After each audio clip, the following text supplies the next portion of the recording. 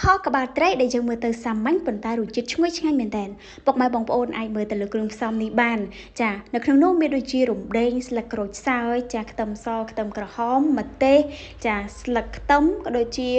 យើងរួមជាមួយនឹងម្រេចដែរប៉ុន្តែអ្វីដែលសំខាន់គឺយើងក៏លេខទៅមើលចាប្រេងខ្យងចាហើយជាមួយនឹងចាទឹកត្រីក៏ដូចជាជាមួយនឹងស្ករត្នោតគឺជាអ្វីដែលយើងមិនអាចខ្វះបានតែម្ដងរីឯអំបិលប៊ីចេងគឺបងប្អូនអាចដាក់ទៅតាមចំណង់ចំណូលចិត្តចាហ្នឹងហើយអញ្ចឹងនេះគឺជាវិធីងាយៗតែម្ដងដែលយើងអាចធ្វើនៅក្នុងគ្រួសាររបស់យើងបានចាអាចនិយាយថាពុកម៉ែបងប្អូនខ្លះគាត់ធ្លាប់ខតែត្រីឬក៏សាច់អីគេណាចាអញ្ចឹងថ្ងៃនេះនឹងខ្ញុំបង្ហាញអំពីខក្បាលត្រី